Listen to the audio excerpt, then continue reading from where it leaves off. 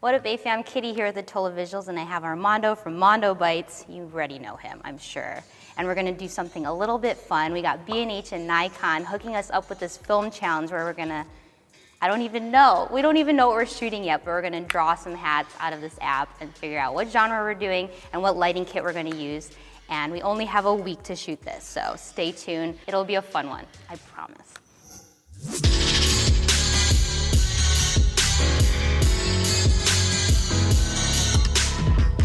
The rules are very simple. So we have to use the Nikon Z50 with the kit lens, and also we get one more lens. We get the 50 to 250.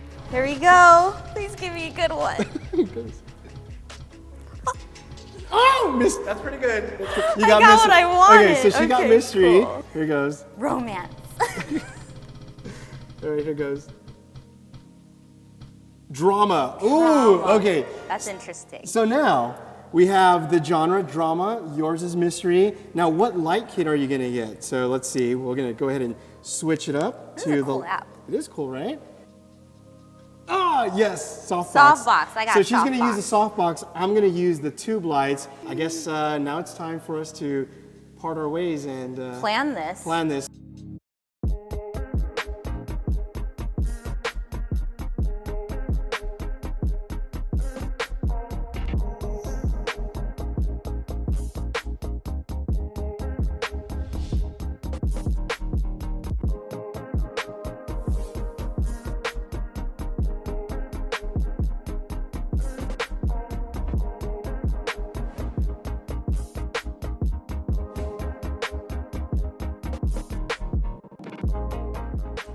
Everyone, this is our Hollywood actor Brian for the day.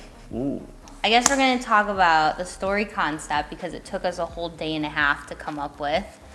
He knows. I was like, what about this? What about this? And then he'd give me some ideas and I'd be like, nah, we can't do that. Huh. Nah, we only have a minute. Nah, that's expensive.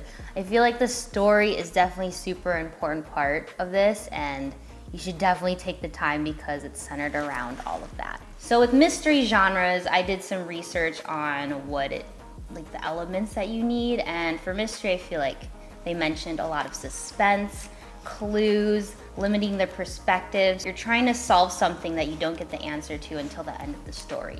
Typically with mysteries, they're normally like a crime, mystery, detective type of story, but I didn't really want to do that for this one because I felt like it was kind of cliche. I really am inspired by these stories that have the audience think at the end, and they're kind of like, you know, you don't know what's going on. I'm really inspired by characters who are like mentally kind of crazy, or you don't know they're crazy. So I wanted to go off of something like that, and we went through many different story plots. I feel like maybe 20.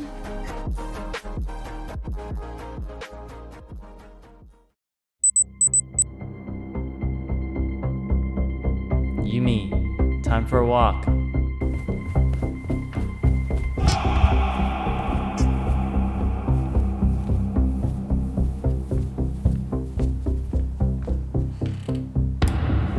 Where is she?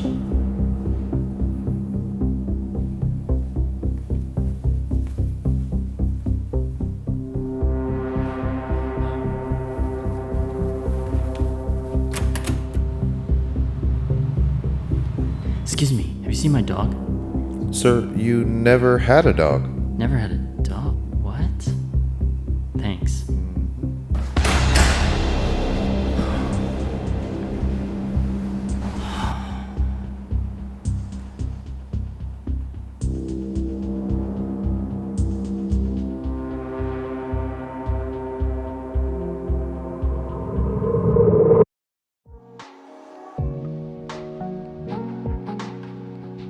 For this story, I wanted to show little secret clues, but because the pacing was so fast, I'm not sure if the audience got it or not.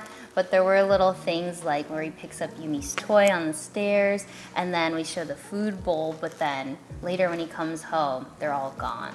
Ooh. We're gonna be using the 16 to 50 kit lens for this shot, and we got it on the Moza Aircross too, and it's actually pretty light, easy to balance.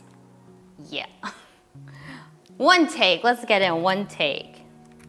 Well, the challenge was that you wanted to do a one take on a lot of things, right? Oh yeah. So when we came down the stairs, running through the whole kind of apartment to look for Yumi, we literally had to do that, what, 40 plus 39 times? times. 39 times, okay. 30. And we were both like sweating because we're going up and down the stairs and I'm with this gimbal going up and down. It was such a workout. I always got to make it so complicated with these long takes, but they're fun. They're totally worth it, and I feel like AFAM definitely appreciates and notices the hard work that we put into it, so thank you. I'm all sweaty now. Only the first shot. We only have a bunch more to go. For the lighting, I had it bouncing off the ceiling for the intro shot. What else? We used it for the bathroom switch light. I used it as your key light for the end shot, and then in the lobby. In the lobby, it was the backlight. I did use it for every shot. I did want to make it more creative, but I used it how I could. It's one light. It's one light. It's so hard. One light challenge. Yeah. If you guys have not seen the one light challenge video, you could check that out over here. Yeah, but those are portraits and a very small space, so it works out. It's such a nice little small light, but I don't know, it's inconsistent when you turn it on and off. Sometimes it's like right away, sometimes it takes a second. And with timing like this and you only have 1 minute short film, it was crucial. But we're gonna work with it and see how it goes. Hi, we're gonna be changing out this modifier here to the softbox. Bye-bye for now. Oh, I almost dropped it. Striking.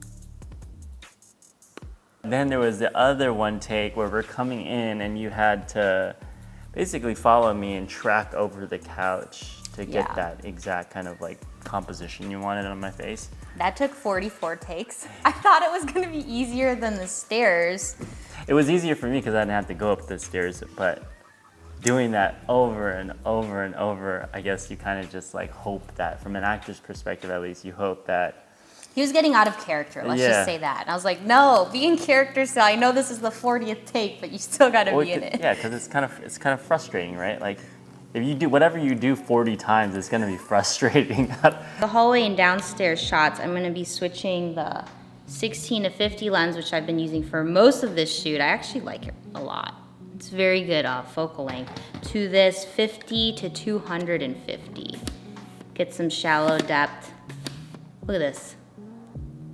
Extension. So we're gonna get him leaving the apartment, looking for Yumi out in the hallway, and then going downstairs to talk to the door guy. It's so hard to develop a story in 60 seconds with a character too. Like, shooting B-roll, a 60-second B-roll sequence, no problem. You have characters and dialogue. You need to see them go through a bunch of different emotions in that 1 minute. Oh boy, it's hard. I think the other struggle was the camera battery. We had one battery. But it's also hard from an actor's perspective too, because like when you're telling me like, hey, this needs to be like 15 seconds, we're over right now, like you need to run or you need to walk faster, then it just kind of distracts me from what like my element. Being character. Yeah, and what my character is supposed to be. I'm just trying to get there so we can fit it in the time. Very limiting. Okay, I'm gonna discuss editing upstairs. 3, 2, 1. Woo! Okay, we're here at the editing suite. Gonna discuss some editing things. First and foremost, I had to cut some parts out because it had to fit exactly in a minute. Like I had this one take at the end where I show the phone back again, and because this is a 1 minute film challenge, I wanted to show the passing of 1 minute of time. And then I also wanted to show that maybe Yumi's wallpaper isn't there, but I felt like there was just too many elements and too many things in a 1 minute film for the audience to grasp, because we're already having toys and food disappear, and then having the audience guess if Yumi's phone photo was in the phone. It's just, I feel like it's too much. So that had to go, and I just ended it on Brian looking at the Yumi hair and then staring straight into camera. For coloring, I had it in this kind of yucky green and orange tone, because I feel like every time I see green tones, it makes me feel very gross inside. And because it's a story about Yumi being lost, which has actually happened a few times, and if you're a pet owner and your dog has run away, you get that gut feeling in your stomach where it's just all bad. Or maybe you have children, or I'm sure you just felt this feeling before, and I wanted to kind of capitalize on that. Like, it's kind of like a gross, sick feeling in your gut. Music for this is so important because music definitely gets you in this sort of suspicious, mystery, what's happening mood. And I felt like all the songs I was going through were either very cheesy and comical, or they weren't really fitting this piece right here. But luckily I did find a really, really good song off of Music Bed that somehow I was so lucky, because for me, I like to use the end of songs because it kind of fades out really nicely, and I want that to be part of this since it's only a minute. So I went to the end of this song called Into Hell. Yes, it's called Into Hell, and it was just kind of like a nice cinematic, not too cheesy mystery vibe. But the weird part is that they did have these stingers and kind of like sound effects, like these drums or these booms kind of tones to the song exactly in the places where I had my clues in the film, which was so weird.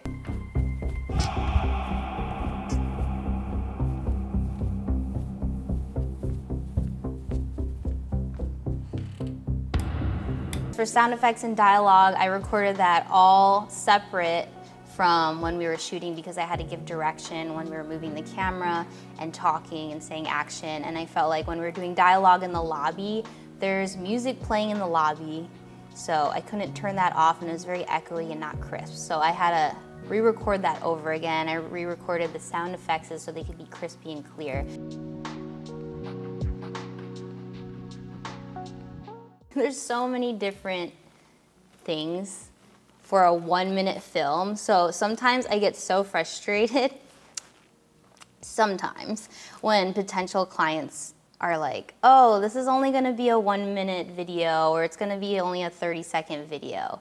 I don't feel like they mean to be disrespectful, but they just don't understand the process between what goes into a film, especially if it's really complicated and there's a lot of different elements and production value behind it. If it's very simple video and it's a minute, that's fine. But something like this, it took a lot. It took a whole week to do a 1-minute video. That's insane. Hopefully in the future we could do a lot more, but maybe extend it to 5 minutes. I think it'd be a lot easier. I'm still down to pick genres because it's always good to get out of your element and do something different. And don't worry, because Yumi does exist, and maybe she'll be in the next film as well. It's a lot of fun shooting on the Nikon Z50. It is a cute little camera. Even with the kit lens, I was using the kit lens a lot. And I really wish it had a headphone jack, but it does have a mic input, and I wish the battery life was a little bit longer, but it was a lot of fun to shoot. You can shoot 4K. I even shot, there's like a time-lapse mode on it that automatically shoots time lapses and outputs a movie file, which is something I don't see other cameras doing, so that was quite interesting. Maybe in the next film I'll incorporate that more. Also, if you're looking for a camera with a little bit more oomph and full frame, you could check out my Nikon Z6 video here, where I talk about my favorite video features. It's a good one. Don't forget to stop by Armando's channel and check out his 1-minute short film that was drama, and he used the Nanlite light tubes. And just comment AFAM was here. And yeah, show him some love. All right, find my IG, because I post there on the daily. You do you, fam, and I'll see you when I see you. Done.